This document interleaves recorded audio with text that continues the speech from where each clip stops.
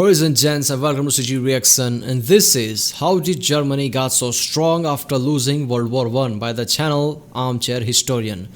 After a long time reacting to Armchair Historian, he makes great content, even though he gets demonetized a lot. Sadly, his channel is great.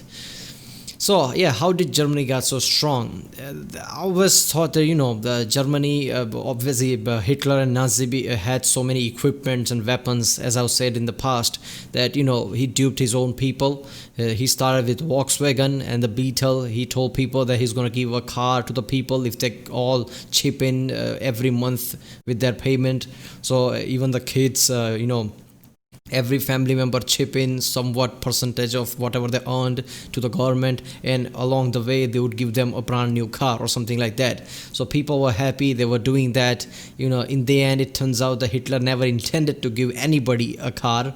Volkswagen just was a smokescreen. It was never really about to happen, and he just used that money to create tanks, airplanes, and things like that, war equipments. Because in World War II, Germany's overwhelming equipments like tanks and airplane was surprising, but it was because of this. But that still doesn't answer that after Treaty of Versailles, Germany's economy was doing way worse.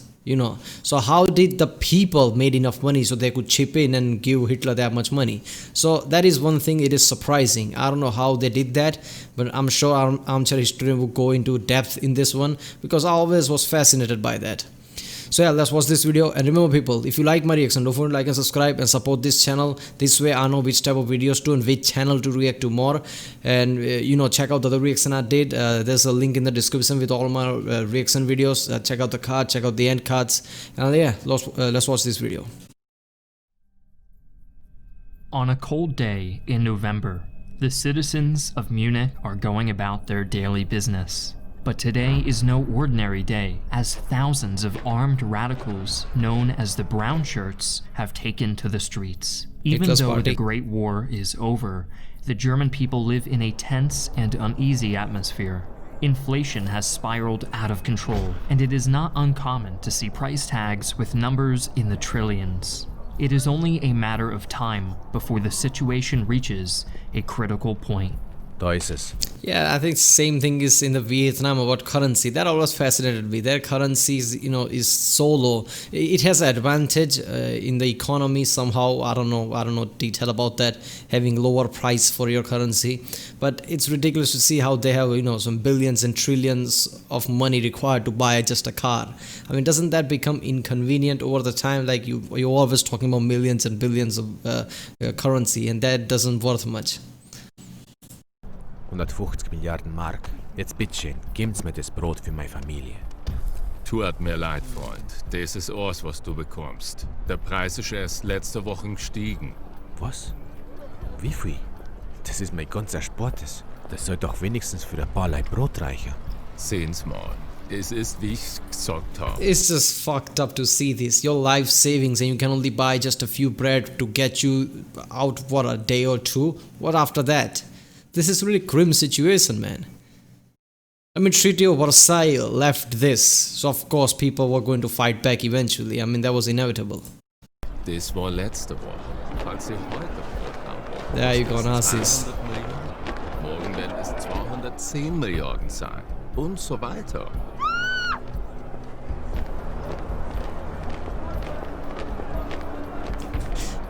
The screaming thing was unnecessary, because at that time I highly doubt people saw Hitler as evil, because people are already pissed off and they see Hitler marching and giving his speeches, and people kind of agreed with him too at the time.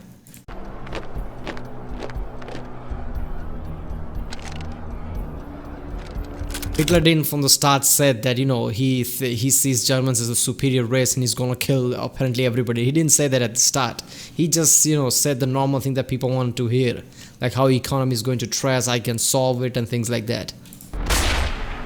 Oh, surprising how Hitler didn't get shot that time.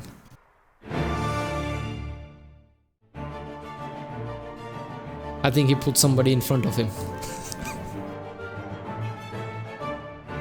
Before we delve into this video, I'd like to take a moment to talk about today's sponsor. Call of War is a free online strategy game that allows you to rewrite the history of the Second World War alongside millions of users in a player versus player environment. Take control of one of the many countries spanning the globe. Description below within the next 30 days, and you'll unlock the amazing new player pack, which includes a month of high command and 13,000 gold. Yeah, people, go to spons.org/The Armchair War and support this channel, because Armchair Historian's videos always get demonetized by YouTube. So, because he covers lots of content that YouTube sees as an issue. So, this channel really needs your help, because this is a great channel. It covers a great part of history, and that channel really does need your help. So, support that channel.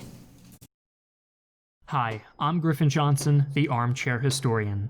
In this video, we will cover how Germany went from being saddled with debt and suffering the worst inflation in history to somehow conquering Europe, all within the span of just 20 years. That's While ridiculous. the German National Socialist Party appeared to have brought the economy back on track, we'll also examine how in many ways it didn't. But first, we need to establish just what crippled the German economy, and that requires going further back to the ashes of the Great War, when all hope seemed lost. Shortly after the German surrender on the 11th of November 1918, a socialist uprising forced Kaiser Wilhelm II to abdicate without designating an heir. In the wake of this upheaval, the German monarchy was dismantled, and a new government, popularly referred to as the Weimar Republic, rose to take its place. This new government was forced to sign the humiliating Treaty of Versailles in June 1919. In addition to being forced to pay crippling war reparations, the industrial heartland of the nation was occupied, and the German military was all but dismantled. Public perception of the new republic quickly became overwhelmingly negative, with many patriotic Germans blaming the revolution for their capitulation during the Great War, a national myth that would have devastating consequences further down the line. With virtually no industry and a population hostile to taxation, the Weimar Republic resorted to a solution dear to the hearts of economists everywhere: printing money to satisfy its debtors. Inevitably, this resulted in hyperinflation, and the German mark plummeted in value. At its lowest point in late 1923, a little over That never works, man. Your money only has value if people agree it has value. You just print out money, that's just gonna lower its value, I guess. I saw the video of how to fail a democracy 101 about, Weimar Republic. In that it shows that, Germany's foreign minister Gustav Stresemann, he was one of the key figures that made sure the economy rose up after World War I. So that kind of explains it, how Germany kind of kicked back. But obviously they have failed too, since Nazi party took over, because people were still pissed off. trillion German marks was equivalent to a single US dollar. In the end, a desperate Germany appealed to the British and Americans for assistance, resulting in the enactment of the Dawes Plan. This plan introduced a new currency based on the gold standard called the Rentenmark, and loaned Germany a massive amount of money to restart its industrial sector. Under the Dawes Plan, the Weimar Republic enjoyed a few years of relative stability and recovery, but in 1929, the Great Depression struck, and funding from the United States evaporated almost overnight. Worse still, Germany's creditors began rushing for repayments. As we know, by seeing oversimplified prohibition video, the prohibition was another key thing that, made this depression possible, plunging the country straight back into financial ruin.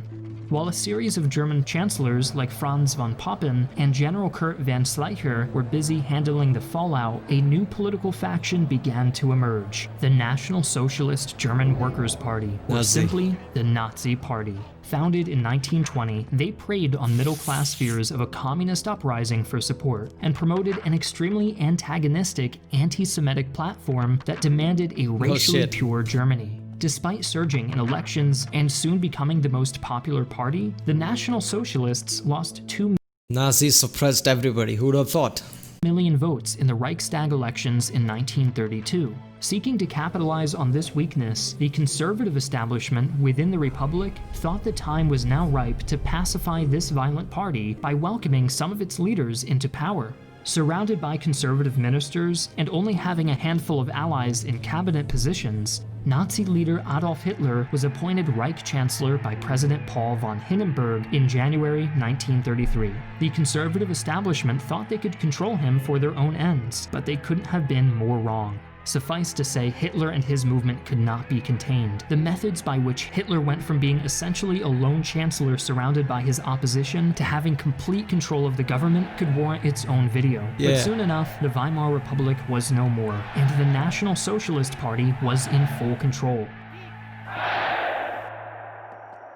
Using a new secret police force, the Nazis built a system of violent oppression and surveillance, attempting to silence dissent and unify the country towards one goal: war.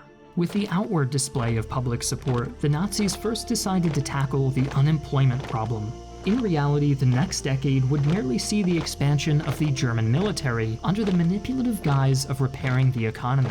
In some instances, instead of creating jobs, they simply distorted the numbers by encouraging young couples to get married through generous marriage loans, which removed women from the workforce. This reduced the pool of economically active people, thus creating the illusion of a falsely esteemed work. What the hell? They encourage people to get married so women go out of the pool of employment since they are pregnant or something. So in that way unemployment goes down. That's just stupid, man, and clever, really clever. Force. Other shady tactics, including counting part-time workers as fully employed or even classifying forced laborers and prisoners as full-time employees. Additionally, in accordance with Nazi racial policy, many Jews were forced out of their jobs or had their businesses confiscated and redistributed to non-Jewish businessmen who displayed loyalty to the party. This falsifiable image of economic recovery opened. Alright, first of all, how does that even help? How does that inflating the numbers, like there is not much of unemployment anymore, how does that actually help the economy? It's just lying, isn't it? So how did they got the money to build all these tanks and planes? And damn, man, Jews, I mean, in the Roman times Jews were screwed.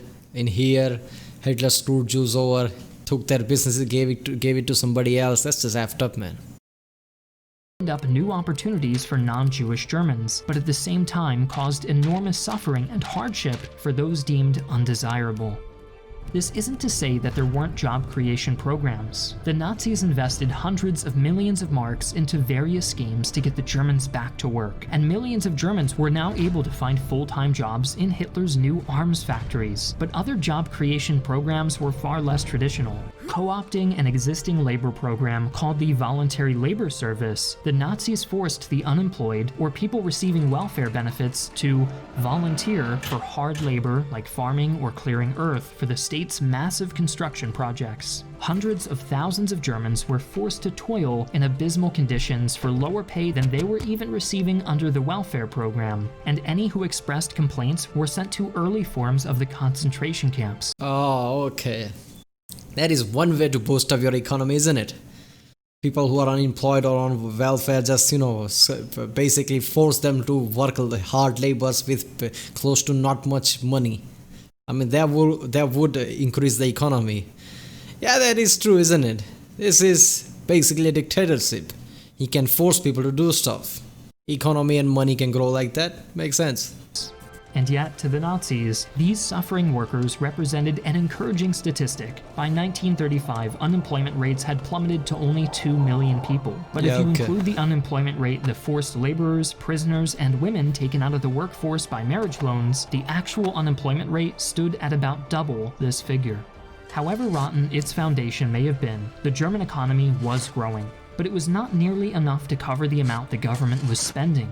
Rather than temper their ambitions, the Nazis engaged in massive deficit spending to finance the programs they had in mind. German economists instituted a complicated new credit system called MIFO bills that allowed them to create and spend enormous amounts of cash while avoiding a new round of hyperinflation. These MIFO bills essentially acted like government bonds and allowed the Nazis to spend money that didn't really exist.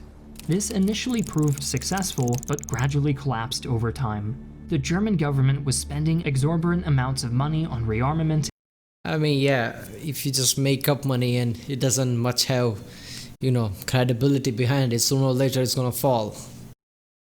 And public works projects with the mindset that it would all be repaid by the plunder and land seizure of future conquests. They instituted no long-term economic plan and made no attempts to boost foreign trade or look beyond the coming war. As the national debt skyrocketed, the Nazis didn't stop to consider what would happen if they lost the war they had been banking on. Instead, they invested everything they had into ensuring they would win. Every subsidy and every Damn! Hitler was so sure of himself, he went all in. This is ridiculous. Now I'm wondering, how did Germany recover after World War II if they went all in like that with national debt? Because Hitler's like, we're just gonna take the plunder, we are obviously going to win. I can't say that he was that wrong. I mean, he almost did win. I mean, it was ridiculous. Defeating him was really hard.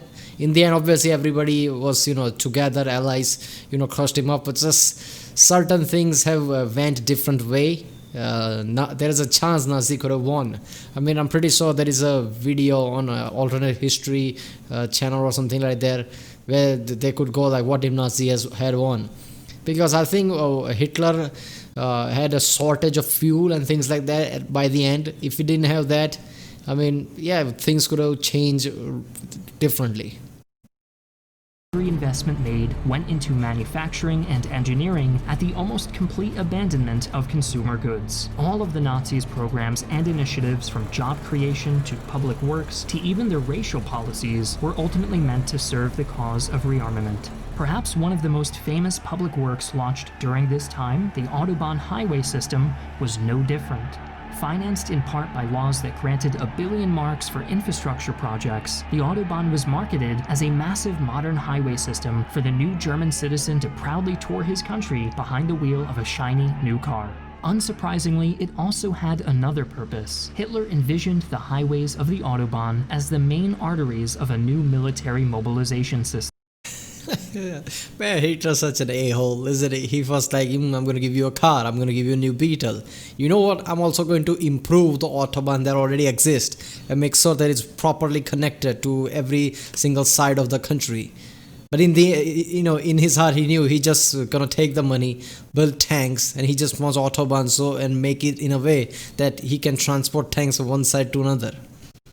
I mean, that's just, he duped his own people in a ridiculous way. I'm going to give you a car and how the hell did he thought that, let's dupe the people this way. Like, I'm going to tell them to buy a car for them and just going to take the money, build tanks and just create Autobahn like that.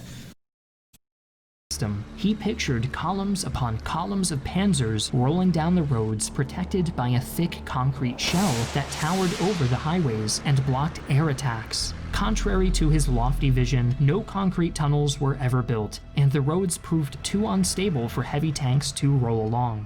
Even the system under which the highways were laid out prevented them from having any use in military mobilization, since the roads were too far away from any front line. Despite creating over 100,000 jobs and improving infrastructure, the Autobahn's true success was propagandistic. Hitler personally planned some routes to weave through the most picturesque. Wait a minute, so Autobahn wasn't good at transporting tanks from one side to another? Huh. Because Americans saw that, the president, and he's like, I want some of that, and he created an interstate system. And I know in American interstate system, you can transport tanks, you can even land a plane, because the way they created, those interstate highways, that, it's just right length if you can land a military jet or something.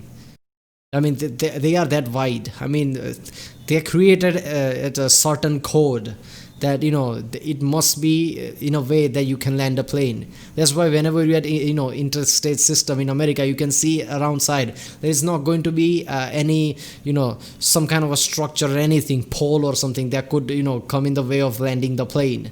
Even if there is something like billboard something, there will be a bit more outside of a highway than close to it. So I guess, what inspired the interstate system was just propaganda. You couldn't transport tank because the road sucked in Autobahn. picturesque views in Germany and insisted on the most modern bridge and road designs to project the image of a unified and idealistic state. But the government encountered a bump in the Autobahn. The average citizen couldn't afford a car, so who was going to use the new highway system in the first place? As a solution, Hitler imagined an affordable and cheaply produced vehicle known as the People's Car, or Volkswagen, that everyday citizens could purchase and drive through the new scenic highways through the beautiful German countryside. A mass advertising campaign and workers' payment program were launched to promote the car, and hundreds of thousands of laborers enthusiastically signed on. But as with so much during this period, everything ended up being used in service of the ultimate goal instead: rearmament. Despite 340,000 workers investing 110 million Reichsmarks into the car payment program, not one would actually receive a car. All of the funds collected by the People's Car campaign went straight towards war spending. Car ownership in Germany did noticeably increase during this period, but the Autobahn was not nearly the success portrayed by Nazi propaganda. Even by 1939, railways remained the most common form of transport in the country. These years of spending on military rearmament did not go unnoticed. As Germany was not yet ready for war, Hitler had to fabricate a variety of excuses to justify the expansion of the armed forces to foreign powers. To the surprise of many, Germany was suddenly very interested in producing thousands upon thousands of innocent passenger planes and agricultural tractors. These vehicles only existed on paper, however. There was nothing innocent nor agricultural about the Messerschmitts and Panzers rolling off the assembly lines, or the right. He told the European power, I'm just building tractors for farmers and passenger planes. And they started to build Panzers and, Messerschmitts or whatever he said. Oh, that is just effed up. Rifles and howitzers emerging under the table from civilian manufacturers across the country. This disguised military buildup culminated in 1935 when mandatory conscription was passed, and by the end of the year, the army had grown to nearly 800,000 men, over 8 times the maximum set by the Treaty of Versailles. With this act, the last of Germany's non-Jewish unemployed men were swept into military service, and unemployment was, on paper at least, fully eradicated. The result of all of this was that Germany entered the Second World War far better off than it had been at the end of the last Great War. The gross national product had surged to well over 100 billion Reichsmarks in 1939 from a low of 60 billion in 19... So he took every other unemployed people and he just forcibly enlist in the army. So in that way, nobody's unemployed. 1932. And to all, it seemed that Germany had fully regained its strength. But while unemployment was down and manufacturing and capital were up, many of those so-called employed Germans were slaving away in a labor camp, and that capital was contingent on the complete success of the war. Further, the benefits from all of this economic success were skewed heavily towards those considered true Germans, and came at the expense of everyone else. Like the Autobahn unable to carry Hitler's tanks, the Nazi economy was shiny on the surface, but hollow at its core.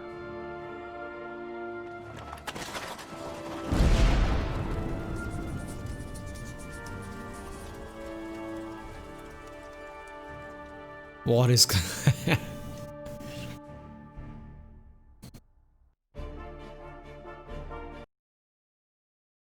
That was so damn horrible, the way, Hitler masterminded everything, and the level of, horribleness that had World War II all around it. The Blitzkrieg alone, I don't know how to pronounce that, but that thing alone, gives me shivers. Like, you are in the, war field. You're expecting an enemy come to you, and, you just see refugees running towards you, and among them there are some enemies. I mean, now you have to actively look for Nazis to shoot. Otherwise, you could shoot a innocent refugee. Hitler knew this. This is ridiculous, man. And this is just one of the tactics that he used. I've seen some of the Dark Five's video.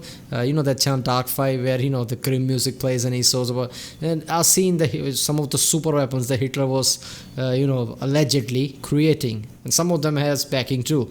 I remember hearing about some kind of a bell that, Nazis dug inside the ground, and when they, it was a literal bell, gigantic bell, and it created a frequency that if they uses that, it causes a massive earthquake that tears apart ground and, sinks in the houses and things like that. Feels like a, James Bond villain type of thing, can't be real, but I don't know, man. Technically it's possible. So what if Nazi had perfected that? And Nazi was looking into really advanced shit. They didn't got to complete that. Obviously the war ended. But if the war hadn't ended just a few more years, a year or two, I don't know what Nazi would have come up with, man. That's just ridiculous. World War II was terrifying. Anybody goes into detail of what Nazis were thinking, what Hitler was thinking, and if the war hadn't ended, when it ended, just if it had just gone 1 or 2 more years, what things would have changed. It's just ridiculous. Even if Nazi loses after that, they would have caused lots of issues by then. Alright people, if you like my reaction, don't forget to like and subscribe. Check out the other reaction I did. There's a link in the description. Check out the card, check out the end cards. Support the channel, subscribe, and I'll see you next time.